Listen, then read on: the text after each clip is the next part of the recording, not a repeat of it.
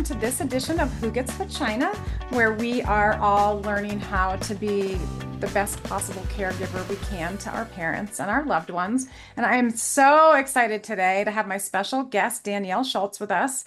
Danielle is the Associate Director of Lifelong Learning and Accessibility at the Denver Art Museum here in Colorado, which is this amazing community asset that we're so lucky to have. And I'm really excited to dig in with you today to learn about how creativity can benefit not only our aging loved ones, but ourselves. So thanks for being here, Danielle. Yeah, so happy to be here. Thank All you. right, let's dig in. So you have creative aging as like the overarching department. And then It's within that, there's subsegments or opposite. We tried to figure out what would be the name of a division within. So okay. learning and engagement is the larger one. So if you think about, there's curatorial, there's development, there's marketing, there's learning and engagement, which is essentially education. And then we have three subdivisions. There's interpretive engagement, which is really working with curatorial teams to put exhibitions together. And they are the ones who really do the storytelling along with the curators about the artworks to audiences. So they create those spaces, interactive spaces that exhibitions have. They do a lot of training around tours, kind of content development. Then there's youth engagement. So it's really focused on, kids under 18, also working a lot with families, working a lot with teachers to, leverage the museum as a tool for families, schools, organizations serving youth. And then my team is really creative engagement for adults and looking at how we can make the museum more accessible for people with disabilities, because there's some overlaps with youth, but also overlaps with adults. And so lifelong learning is kind of what we have been using as talking about just kind of adult learning. I don't know why we kind of got away from adult learning, but I think because we wanted to have that subspecialty on creative aging and looking at adults. And so I think what's been interesting is that has been a way of looking at how can an art museum support the well-being of older adults. That's really how we focused on kind of well-being and how creative aging really flourished about 5 or so years ago as a big area of research for the museum, because we knew we had people 55 and over coming, because a lot of our members are built up from that base. But we also knew that there was a tremendous amount of growth within Denver and in that age area, and we just weren't seeing those people come. So that's when we decided, how do we learn more about kind of this age range, and how do we really think about programming? And that's how the Creative Aging Forum kind of sprouted up, and where this research really took off. Again, I think this is what's going to be so interesting, and I will be so curious of what your listeners are looking for, is that this is different than saying, these are folks or places that are trying to be hubs for adult learning. It's really that creative aging is it's sequential learning, where you're learning something again and again, which I'm sure in this creative writing and in this blog and the podcast, you're building up your skills and you're using them again. And that is, that's really solidifying this knowledge. And these are things that we know about youth growing up, right? It's just that we are such, sorry to drop this in 18 minutes into this, but we're a very ageist society. Yes. So there is this underlying assumption that when people hit 50, our brains stop developing and growing. And that we know is just complete bunk and complete BS. And thankfully, Gene Cohen, in his work, he's the one who really said, no, there are still these huge developmental steps in our brains and in our bodies, and creativity is a way to really unlock those. And it's something that also, again, depending on privilege, but people are able to usually give more time to once they've been able to retire, or as children, leave the roost, they can focus in on that again. But it's something that we've kind of been shooting ourselves in the foot, because we haven't been thinking about adult development through creativity. And so now we're so far behind. So there's a couple of these museums that are really standing up. But then there's also Lifetime Arts as Okay. an organization, which is also a wonderful organization that helps provide resources. It helps provide training to artists who want to teach. It is all over the country. And so Hmm. it also looks at kind of pockets of work that's where this is being done. The High Museum out in Atlanta is doing some really good work around there. And then, of course, there's the Museum of Modern Art in New York, and they have a lot of programming as well, where they've really been trying to focus. There's a lot of other ones, but also we're seeing more of this in performing arts and Hmm. choirs and writing programs, and just trying to again connect folks with creativity versus just seeing it as something that you do when you're young, right? Right. Because when you're a parent and you've got young kids, you're very focused, or at least Yeah. people who are able to are very focused on trying to get their kids access to art, training in Yep. our informal, like let's do art classes, let's do dance Yep. classes, all the things. And then Yep. you're right, we sort of, as we get older, I don't know what it is. We just maybe don't think about outreaching to find those things in the Yes. same way anymore. And I mean, or the importance of it, right? Right. Of seeing it as it's just as important. Yeah, right. Why do we have that for kids? Because we also know that sports are important because of physical development. We know that going to libraries and reading is important for mental development, but we're not seeing that creativity and that creative thinking, Hmm. um, that is equally important. Like why? Why is it Yeah, important that we continue to be creative as we age? absolutely. Yes, it's one of these things similar to if we think about kind of holistic health, and of course, I'm not anywhere near close to being a doctor, but if we think about what creativity does, it uses our brains to problem solve in different ways. It also, and so think about just that to one thing. You have a problem, whether that is, a problem at hand, something in the future. So you are using these creative synapses or these connections to help solve that problem.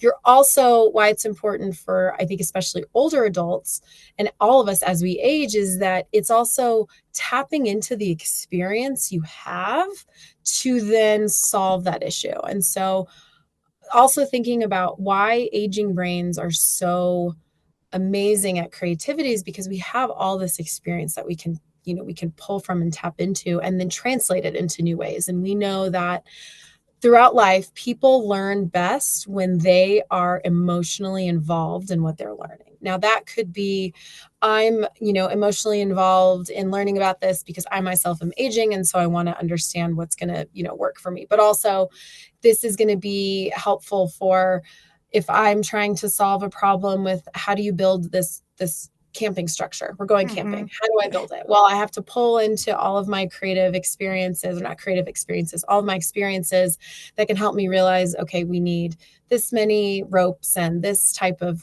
coverage. You're using that with your creative thinking too. So if we think about what that could look like, when you're needing to create a presentation or you're needing to communicate information, you're thinking about different ways to add new things to it. It also is something that is skill building, as I mentioned. The ability for our brains to learn new things, it really doesn't end. And so how do we look at creativity? That's a new, different type of skill. And it's good for us to learn these new things, to use our bodies differently, to use our brains differently. We have a lot of experience, but it's also important to go back to being kind of the novice at something, right? Mm, And being bad at something. I always right. like to use this example of where I went to a pottery class, and I'm, 40, and I went in and everyone else around me was at least 15 years younger than me. So I'd had pottery class much more recently than I had. And I was bad at it. And I realized this is something that it was really hard for me. And I was really trying to struggle with saying, well, why is this so difficult for me? What am I, and because I wanted to quit. And it's because as we age, we're usually better at things. You're better at driving. Usually you're better at, Hmm. comprehension, but creativity, whether it's using a new medium, whether it's drawing, or it's learning to use your senses in a different way, it can be it can be a little bit difficult, but that struggle can be good. We're doing these same types of activities that's kind of kickstarting our creative pursuit too. And if we haven't done it in a while, it can be okay, how do I think about things in new ways? Art for art's sake and being creative is amazing, but Right. also we are still continuing to build new neural pathways. Correct. And so if we Yes. use And art as a way to do that, it's helping us continue to build skills and strengths, even in areas of our life that are not related to art. absolutely. Thank you. That was such a yes. No, I just want to make sure I'm playing it back right because when you Yes. say it, it feels of course obvious, but I don't Right. think we think about that. Exactly. And we don't use that type of language because the language you use talking about neural pathways, talking about like that is so much more scientific. And I think it's been so interesting where we have really had in our society this big kind of separation, right, Mhm. between creativity and artistry and kind of science and health, and saying that if we really say that actually engaging in creative experiences, with whether this is you are making something, you are viewing some type of creative experience, you're still being somewhat active, that is really a key to healthy aging, just like a balanced diet, just like being with friends, just Mhm. like going out into nature, because it does create those, but we don't talk about things in that way. So I think because we don't use that wording, Right, it feels less important, or it right. feels less researched. And more places are trying to develop that research to show, because they know that those types of data and numbers are what help people to really prioritize it in a Right, way. because otherwise you might think, well, this could be the last thing on my list for today. Right. Whereas, if you're older, retired, you have more time, why don't you prioritize that fun, creative thing first? Right. And even Right. I was talking to my mom is a really creative person. She's an amazing artist, an amazing quilter, sewist. She's really Yeah. talented. But she was even saying to me the other day, why I've been putting off these projects and doing health appointments or other things first. Why am Yes. I doing that? And like, Right. yeah, you should be doing the thing that's fun, but what we're learning is that it's also good for your brain. Yeah, exactly. It's like it's not bad fun. It is Right. very good fun.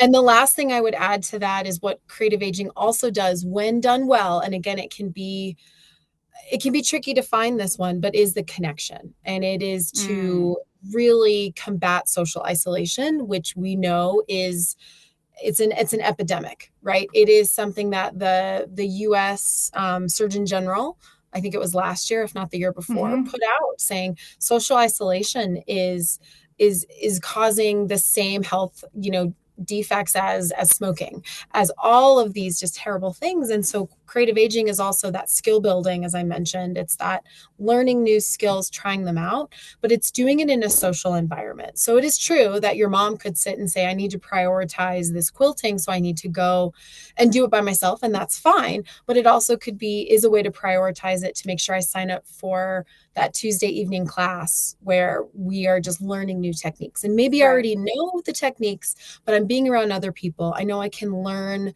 something different from them, but also there's that kind of mentor mentee connection too, of someone who is maybe a more established artist can then share um, experiences, can share ways of making, but then also vice versa. And that's what Right. we're seeing a lot, can be very important, especially in intergenerational. And intergenerational is not just youth and adults, it can also Hmm. be adults and adults. Like you and I are probably, we're two of the generations. If we had someone else, my mother was in this conversation, that would be our intergenerational, because we'd Yep. have kind of these different, and we can each, I can learn from you, you can learn from me, we can learn from that. And so that into the equation, I think, is Mm. also a very important one, is this social connection amongst people is also what creative aging can really do and support. It's true that we can sometimes think about, I mean, maybe going to a museum might sort of seem like a social activity on some level, but Right. you're also feeling and perceiving and looking at art as an individual, and maybe you're Right. conversing with your family or whomever Right. that you're there with. But so on the one hand, I guess from the way I sort of look at it, it's like there's a solo component, but then Hmm. there's also this group component. And kind of what I hear Absolutely. you saying is that anything that we do to prevent or address social isolation is important and great, and using art as a way to do that is really important. Absolutely. And I think especially amongst different groups too. So again, your blog is really focusing on caregivers, and I think that is also something that is nuanced. So it's important to mention is that, creativity can be something that can create that connection between the caregiver. And again, I'm using words that I know are a little bit more clinical, but again, it can be between the child and the parent, can be between the neighbor, but it can also then be extremely beneficial for the caregiver and the care partner, because that Mm. also, I know, as we were just talking about before we hit record, there's more and more recognition of some of the toll that caregiving can take, and how when people are prioritizing, others instead of themselves, that can also lead to burnout in different ways. So creativity, because that came up because that was such a good mention of saying what can be done individually and then what can also be done collaboratively. And that also will, I think, depend on the person. I Right. love finding people who are those kind of conveners, where they're the people who say, great, there's a new exhibition at this museum that's coming up. I want to bring this group of 4 to come. So where they Hmm. go on their own, maybe not, but getting other people to come can really help. I had this aha moment when you just said that, which was art is important for the caregiver, not just the receiver. And I do think as part of my journey to uncover the challenges and the joys of being that caregiver, I mean, I am learning a lot more about how self-care is important. But could you Mhm. just talk a little bit more about that for a minute? Like, how does art help me or someone like me as the caregiver? As we were just talking about, all the things we were saying as well, of thinking about, how are you finding connection to others who are maybe in a similar experience? How are you finding ways to also articulate how you're feeling? Again, we're Mm, all are so different, but what art can do, and again, this is art and creativity with kind of the little a and little c, using writing or visuals to articulate how you're feeling. I know I can speak for myself. I'm a very internal person. I process, I think I'm very much in my head. And I had someone ask me, how do you manifest things out of your head into the world? And that's what art does. And it doesn't have to be good. All of us have written that terrible poetry in our teens, where it's like, oh, my life is so hard. But there's something that, again, I feel like what's hard is we want to find the scientific evidence, and I'm sure there is, and hopefully some of your listeners can find this and send it. But there has to be evidence of when you bring something into creation, when you bring it from your mind, from your heart into being, that can both solidify it of being like, okay, these are things I need to talk about, but it can also, I feel like, can lighten it and just say, here are my anxieties that are just kind of, fear. And there's something about making that mark, I think, that can really bring to it. It also is, it's using a different part of your brain. So again, thinking about how physical, sometimes getting out of your mental brain, getting into more of the physical, that can be through that actual doing of drawing, of movement, of singing. And that's something I think for caregivers, when again, we are thinking 24/7 about what appointment is coming up, what do I need to do, our own stuff, but then someone else's, it gives that reprieve of you are just in your body mm. creating something. And when people find that balance of difficulty in what you're doing, and then also supported exploration, people find flow, right? There's this idea of flow theory of that you were doing something and oh my gosh, you're sitting down to write this blog, Kirsten, and it's an hour or two has left. And so you're in flow.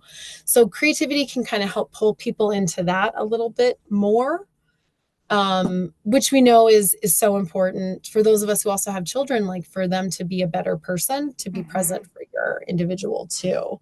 Yeah, I mean, it's so interesting just to hear you talk about it because you bring so much more intelligence and expertise to the conversation than I have, but I really resonate with what you're saying. And I think I told you it was kind of my participation in the one of the early creative aging forums where I think it might have been you and Damon were leading a conversation and really talking about this idea of being creative for being creative sake versus feeling like you need to be an artist, right? Right. And just that idea of just just start, just do it, just put. And so I was thinking, okay, I feel I haven't really been a writer, but I'm creative in a lot of other ways. And I Yep. thought, well, why don't I just try it? And I Yeah. really feel what you said, which is that, oh my gosh, it makes you feel kind of lighter and freer to just put it out there. And Yeah. nobody else may ever care or read or Right. see or connect, but they might. And it Right. might help them also. But in your own mind, it's like you've sort of, I'm an external processor, so I have to talk about Yeah. everything all the Yeah. time, which can Yeah. drive my family crazy, but it's the way it is. But so Yeah. you're right. This is another way of getting it out there Yeah. externally without Absolutely. talking your family's ear off. Which is important too. I It's know. important too. But I think what you're picking up on is so important because you are recognizing a couple things came up. You're recognizing too that you do have to carve out time because that is the thing we hear. Nobody has time for anything, and that's true. And this is something that creativity is a muscle just like athleticism, just it's something you have to work. And for those who are writers, it really is that process of sitting down. And so there's more I've been really thinking about, and I know others have been reading about and writing about too, of this idea of also like what are your environments that are creating the opportunity for you to sit and do this. And that could be easy, like go to an art museum. I say easy, again, depending on Mhm. proximity. But it could also be creating the space in your own home or just throughout the day that says, this is my moment and my time to do this. Also, what I loved, the second point you mentioned, is that you also looked close to what you do, which I think can be a great jumping off point. And so, as you said, you're in kind of marketing in communication that's already writing, but looking at it as the other side of what you do. Mhm. And you're right, looking for that creativity in other things that we do. That's not just drawing, painting, visual. But yes, that I agree with you. That has also stuck with me since Damon mentioned that of, um, everyone's a creative, not everyone's an artist, and that there are these direct links between creativity and artistry, but they're not mutually exclusive. And this idea that as humans, we are all creative. So think Mhm. about even as babies, how we understand and are learning to talk and learning to move into our space. Like we're making meaning, we are creating objects, we're doing that. And then at some point, usually I think it's around elementary school, is in either interest in art starts to fade and that making external pressures come in on us. But this idea of, you're right, creativity could be, how are you just creating a beautiful space around you? How are you adding something small that just brings that joy, that awe, that beauty into the world without it having to go all the way to the side of like the big A art? And that I Mhm. think is where, do we all run and exercise because we want to become marathon runners? Maybe, but I don't think all of us do that. Same thing with taking pictures. Do all of us take pictures when we go on vacation because we want to be award-winning journalists? Like, probably not. So, kind of bringing down the pressure on that Mhm. and giving yourself that permission, but also it is the carving out the time of saying, what is this? And this could be, again, individually, but also with a With care partner, others. I'm caregiver. thinking back to what you started with about your own ceramics workshop Yeah. experience, right? Yep. And I Yep. mean, like even you, this is what you do for a What I do. living and you're an expert at it, but it's like you have to also be able to let yourself be free from that. Like, Absolutely. am I making something that's art or recognizable? Or maybe is it Yeah. just getting my hands in the clay? That's what's so satisfying right now. Absolutely. Yeah. And I have to do the exact same thing. I have to make the invitation and I have to make the time. And I'm also, I'm moving and, changing. So I started out, my art practice was photography. I was a analog photography person. So I had my camera and I was out and I loved it. Um, when I went into more art education, my arts practice was there, but it definitely shrunk a little bit. And then as my career grew, my arts practice shrunk more and more. And honestly, it has been doing this work that I have kind of reignited the spark where I'm like, I need to figure out something else because I can't be the one sitting and proselytizing this and then not doing it If for you're not myself. doing And it. also recognizing my own my own, anxieties that are growing and my own issues and what I'm grappling with of my, my family situation.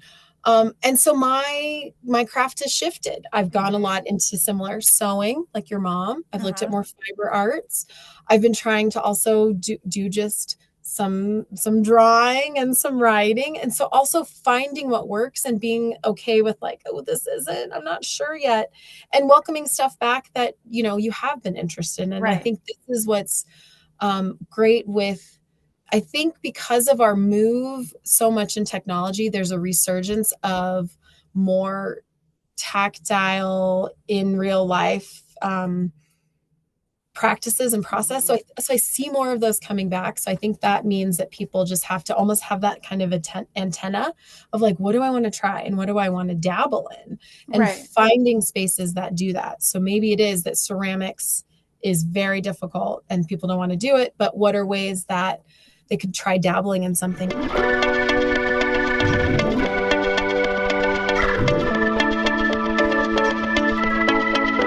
As an older person, and I sometimes put myself in that, Yep. what are some different ways that I can get involved? Maybe I don't have an amazing museum downtown, or, Right. or, Yeah. or maybe I do, but I can't get there that easily. Right. Yes. And So that's, let's talk about some of these yeah. options. Like what are ways Yeah, people can engage?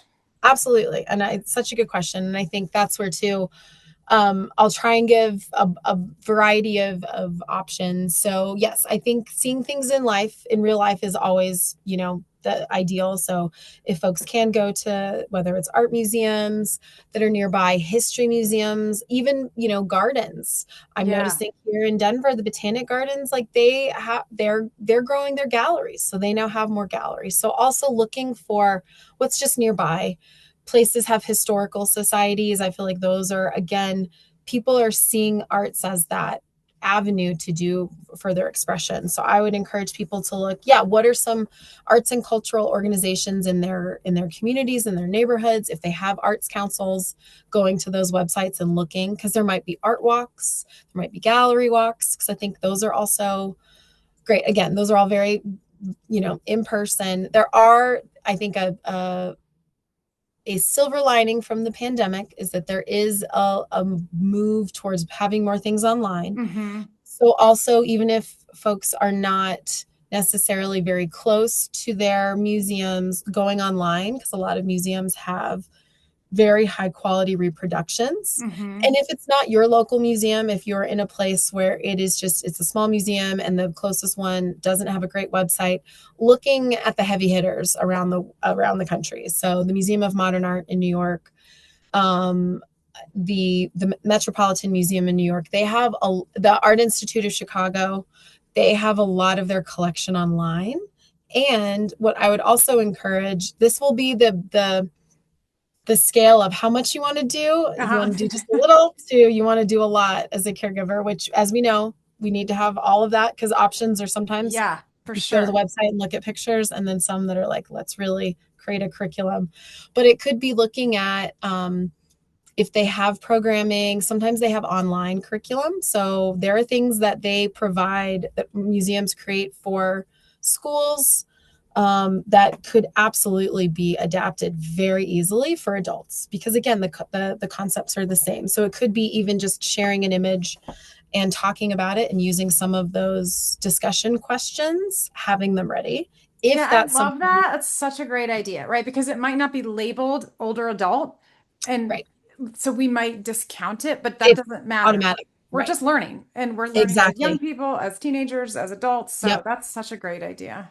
I would recommend if people do go that route, not printing out anything that says school because that's the quickest way. Because you're totally right, you're hitting up on quality and age appropriate materials is important. So having not Crayola, but having Prismacolor colored pencils is Right. important. But you're right, it's like the concepts are so similar of just how are we talking about. Usually, it's about identity. It's the same, and I think honestly, that's what's interesting with a lot of older adults and all of us, I think, are also grappling with some of the similar things that we did when we were maybe in high school going off to college of like, what am I doing with my life? Who am I now? What's my identity? And these are the same concepts that are being talked about in different tours. So that's one. Obviously, the in-person, being able to go, whether it's to a performance, but also more performances at theaters and ballets are having online options. Looking in areas for transportation options. Again, Hmm. I know transportation, especially to downtown areas, is so tricky, but sometimes there are shuttles or there can be free, I don't know, free parking if you just request. Some places have materials that can be sent out, like the Denver Art Museum, as we've talked about with our Art at Hand boxes that are designed to go out to organizations. But also looking again locally at what people have around them and not discounting how you can think about and talk about the elements and principles of design of art around you. So I picked up a book over the weekend that was about like forest forest schools. And so it's like this idea of going out into nature and you can look at patterns, you can talk about shapes of leaves and colors. Again, this is all very like visual arts focused. If there are art classes, trying those out. Again, looking at the library systems are just incredible because a lot of them, number one, have free passes to area museums. They Hmm. also have at least the Denver Public Library, so I would assume other ones would as well. But you can request accounts through like Craftsy and Uh-huh. other, because Craftsy is it's like a skill building online art program Right. essentially. Yeah. So I think I've looked at that for yeah, sewing yeah, education, it's the exactly. It's tutorials like and oh, stuff. stuff Yeah. comes up. There's tutorials. So again, it's going to depend because I think those types of tutorials can be helpful if someone knows what they want to explore. Okay, I know I want to do watercolor and I want to find this intro. Again, I see it. I think it's more important to have the in person, but also I would recommend to people not spending a ton of money, but setting aside a budget to be able to just also purchase different art supplies. And the ones I would highly recommend are clay, and there's air dry clay, but Oh, yeah. clay is something that we have gotten feedback on. It is such a different material that people don't usually utilize, right? They know about drawing, generally know about painting, but clay, because there's usually a kiln. So finding some nice air dry clay that's like a terracotta color. There can also be something very, again, therapeutic about the Right. tactile The quality. tactile, like if you have, possible mobility challenges. Yes, And and it's it's easy. flexible. And I think that's Yes. the other thing too, is you're right. It's easy and flexible, thinking about the types of things to start building the comfort with. Because there can be so much hesitation of like, I don't want to create. And so finding materials and prompts that are open-ended and there's success, right? So instead of me saying, okay, Kirsten, we're gonna hang out today and we're gonna make some art. I'm gonna give you some clay and you're gonna make me a pinch pot. Like you might be like, oh gosh, that I don't know if I know how to make a pinch pot. How do we do it? If I just say, we're gonna get together, we're gonna play with clay, we're gonna make some coils and we'll see what Hmm. comes from it. Because then it's like the end result is not the pinch pot. It is we are gonna explore with clay. I And then love just getting that. people to explore and that introduction little by little. Because I think what can also be hard is if you go 0 to 60 too quickly. Right. And those of us who have been in art school also know that the scariest thing can be just the white canvas or the white paper because it's like, what do you add to it? Totally. So having collage is also a Oh, very that's a great flexible one. one. Again, if you give parameters, let's look for favorite colors or let's look for, it can be mood boards too. Like let's look for how you're feeling today. And so using things like that to kind of help just get the conversation started. And that's I think where it can be the the biggest benefit in kind of starting that is like what does this help you see differently and how does this help cultivate just that, yeah, just thinking kind of differently. Are there guidelines or suggestions? Say you're dealing with a parent or a loved one who maybe in their past was really creative and excelled in Yeah, those areas, but maybe now, for various reasons, like they have limitations, but yeah, it might feel for them like they're going back in time. yeah, Like, I mean, and I'm not saying you have the answer for this, but I Yeah. love that you've given some ways to talk about, like, let's do a mood board to talk about how you're feeling. Because you don't want Mhm. somebody to feel like they're in like a remedial art class, right? Yes. Right. How do Yes. we, like, what are some Yeah. No. prompts that you love for sort of helping with that? Yeah. And I think that's such a good point is how do you still, and then that's what everyone will have to do individually is looking at themselves and then their parents is, yeah, what is their level Right, of right, experience? And you might start differently. Cause then also things, again, entry points that can help people open up who might be adverse is also having it be where maybe it's collaborative. So let's do something together. And I would love you to teach me about this. Because again, depending on where people are, but a lot of things we know as well is as people age, a lot of their autonomy goes away, choices. So that can be an avenue for storytelling. That can also be an avenue for, again, that sharing that experience. Okay, I know you created this beautiful quilt for so and so's birth. Can you tell me about the colors you chose? Because I want to think about quilt making together. And so putting it together. I mean, it could be because I think where I thought your question was going and it didn't, was also what if folks or what if parents had more of an arts practice earlier in their life and then through some type of physical change, cognitive change, yeah, they're unable to. right. That's where it can be tricky because and this is where I would love to, yeah, come back and explore more of this because I can share what my inclination would be, but I honestly don't know if this is the right way. My inclination would be to go to try two different things, either to, as I mentioned before, how can it be an opportunity where someone can share and it could be we could do something collaborative, but if it also might be wanting to introduce something creative that is almost very, very different and far from what their creative practice was. So for example, if someone was an excellent draftsman because they're, and we're able to make these amazing architectural lines, but now because of arthritis or other changes like holding a pen or something, or their writing, it's very difficult. We don't want to reintroduce that because then that's Right. going to just create more frustration.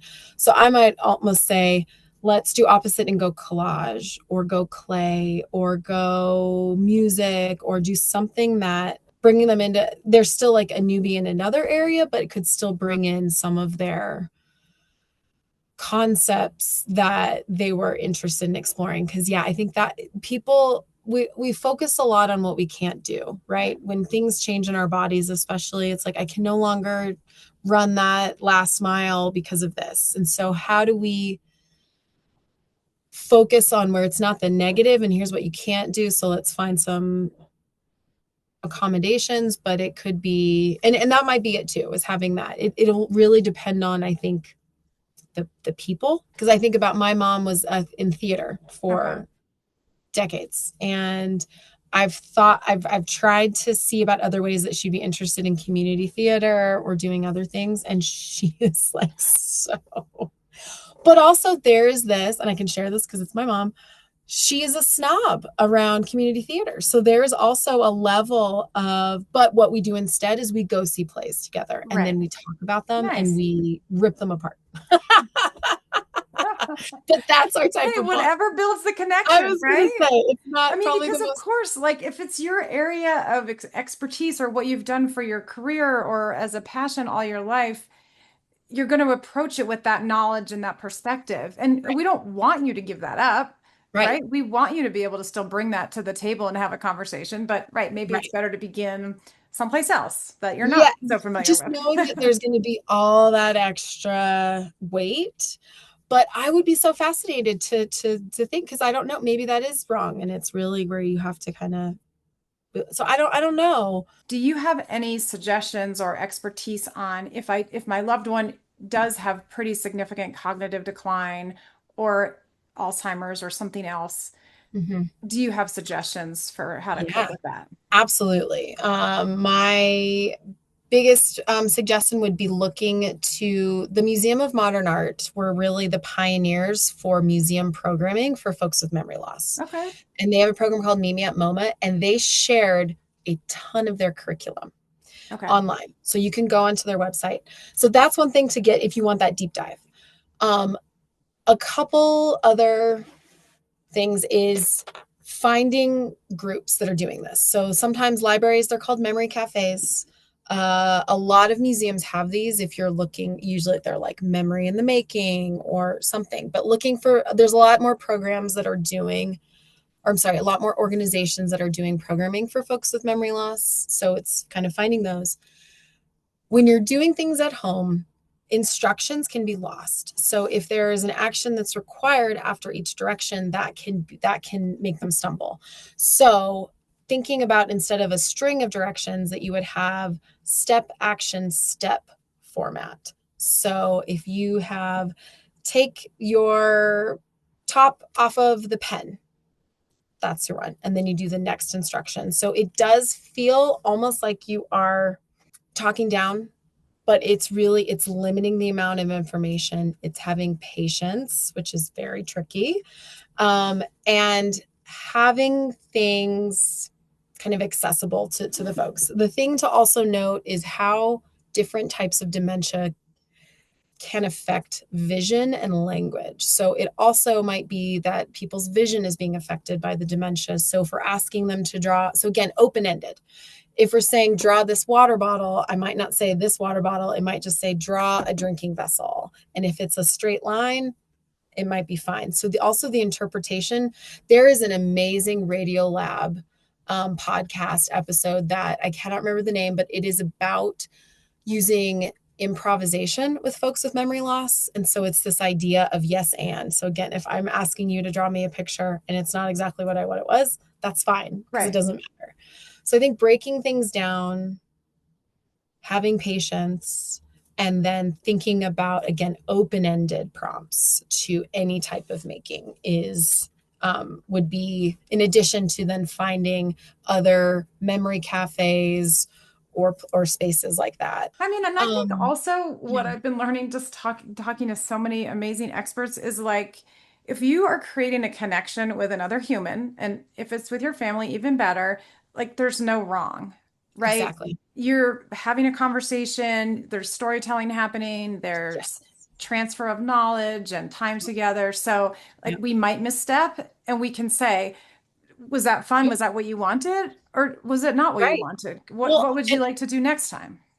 and I think you hit upon, that is the difference, I think, between, right, the kind of creativity and artistry is like, creativity is really seen as this tool that can help us experience exactly knowledge sharing, storytelling, community building. And so if that's the focus of, let's use, whether it is going to an art museum or looking at artwork or listening to a new music, um, then having that as just one part of the experience, with the other part being that connection, then you're right, there is no wrong.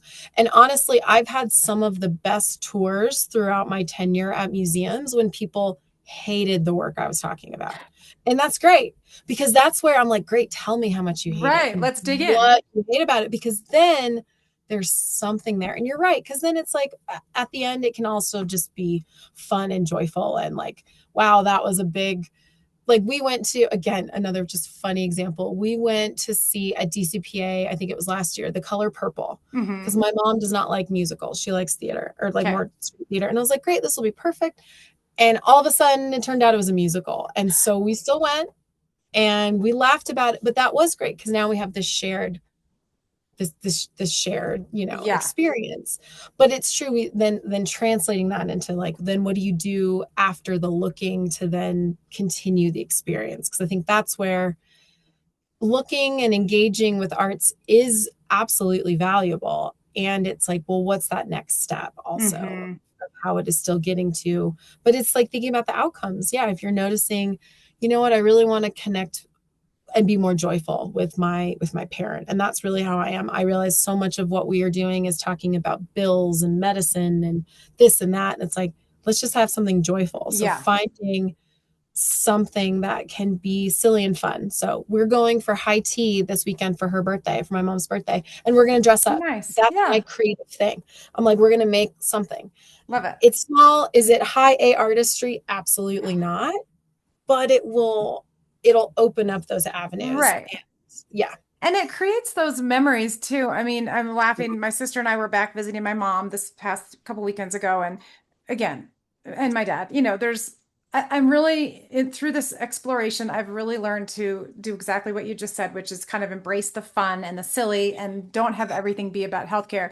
So Yeah. I love these yacht rock concerts. I don't know if you know what yacht rock is I or know. whatever. My husband loves yacht rock. Oh my gosh. So they were playing where my mom lived, and I said, "Well, let's go to the concert." And she's like, "What even is this?" And my sister was sort of like, "It's kind of cheesy, but and it was out like at a yacht club, not really, but Yeah. sort of had that vibe. And Yeah. anyway, it was great, right? Like it's not high art, maybe you might argue it's not the But it's symphony. music. You are Yes, still supporting artists who are doing that. Like it, and all of that, I think you pinpointed it, where it's like there is a reason why we have places like the dam, and we have these stewards of collecting so that we can go and see and have communes with like amazing art. And there's absolutely validity in those other experiences. Like we can, like that is what brings that joy. So I think that is a perfect example to yeah, share, because I think when people hear creative aging, it's like, okay, so I need to sign myself up or my parent for a 6-week class. And it's like that could absolutely be it, but you have to also recognize who you are, the reality of who your parent is, and then where you kind of want to go. And I agree. That's a big learning that I have too, which is difficult. Also of like, what do I want versus what do they want? And I I think know. it's great because sometimes we have to start with what we want to just open that door to Yeah, then because if we don't want to say, do it, we're not going to do it either. right. And You then know, say, exactly. Yeah. So it's like, what's that shared? And then if someone doesn't, and then maybe that'll open it up of like, oh, maybe they have more things here, or right?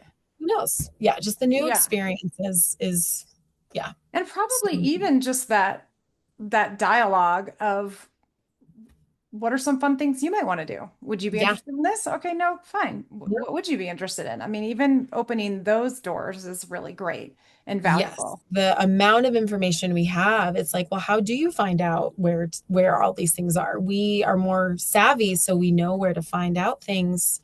And especially if parents have moved to different towns or not, connected, then having those variety of things. But yeah, really that are just fun, experiential, playful.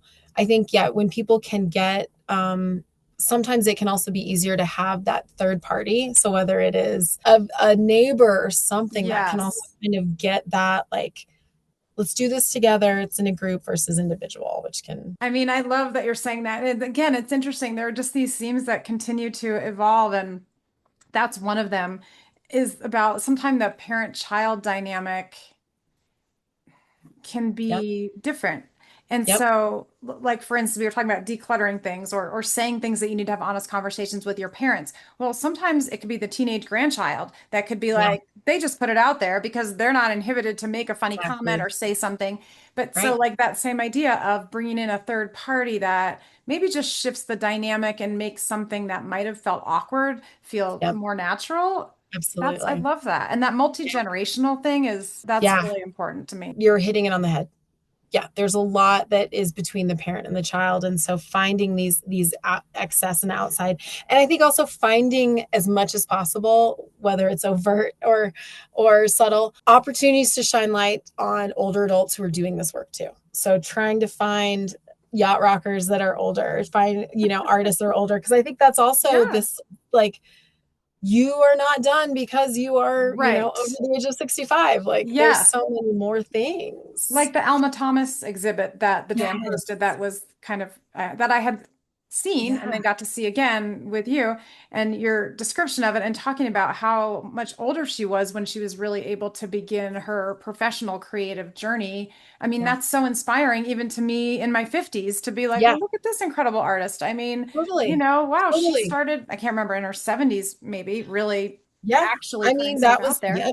Yep, So, she really was. And it was when she was able to retire and had time to dedicate right, to it. And she also, I think, yeah, it's like, what are then the stories and the learnings through those characters that we're hoping that will seep in, because it's also her perseverance. Because I think that's also something that is we're just seeing with people who have arts practices, and then again, because of age, something is changing. Is it's like, this is the one way I used to be able to create, and if I can't do it that way, I'm not going to. That stubbornness, where she was able to say, my arthritis is so bad, I'm in so much pain, but I need to make. So how do I find something to jimmy rig it so that I right, can just still do it? And it's like that acknowledgement that it's celebration of that my artwork needed to change based on me, versus the opposite of seeing things as, we can still do this and we can still change it to what we need it to be. I hope is then just reiterating the idea that, creativity is within us all. We just have to find the way that it works best for us to do it at different points in our life. So that that is was so beautifully said. I love it. That was just, you just summed it up so elegantly. I love that. And I Yeah, feel like I could go on. I have so many I other know. topics I'm I want to sorry. talk about and I want to get into, but I know that we've been talking for almost an hour. I know. And I feel like I'm going to end on that note because I love that. It is within us at any age, and it's just a Yep. matter of kind of how we tap into it and find Mhm. ways to do things that maybe we didn't think possible. Well, this is Well, this has great. been so fun. Thank you so much for Oh, you taking are time so out of your welcome. very busy schedule Oh my to goodness. educate me and my listeners and my readers about things that we can do to be better caregivers and also better Yes. to ourselves through Yeah. creativity. So, I mean, well, and also, like I said, this is doubly impactful for me, because I'm also, it's helpful to think about, okay, do I have knowledge and information at for folks at this point, because I'm also a very newish caregiver myself. So it's yeah. very helpful for me, and I'm very glad. So thank Well, you I so love much it. for I doing think this. we're all on a caregiving journey, I mean, just we are. depending where we are on it, right? And Exactly. so it's nice to, I Exactly. feel like for me, a big part of doing this project is learning from other people and Yeah. sharing with each other so that we can all be better. So Yeah. awesome. Great. I love it. That was really Yay. fun. I hope it was This was so fun good. and not too It scary. was great. All No, right. as you can tell, I love talking about this stuff. I know. I love it too. That's why it's It's been such a great. fun journey, really. Yeah, So. it is. Who Gets the China is written and hosted by Kirsten Mao, produced by Aaron Bryce of Blue Ogden Productions. Our theme music is composed by Greg Fellman of Wind Sand Productions. Our cover art is by Jen Beam of Gigawatt Studio.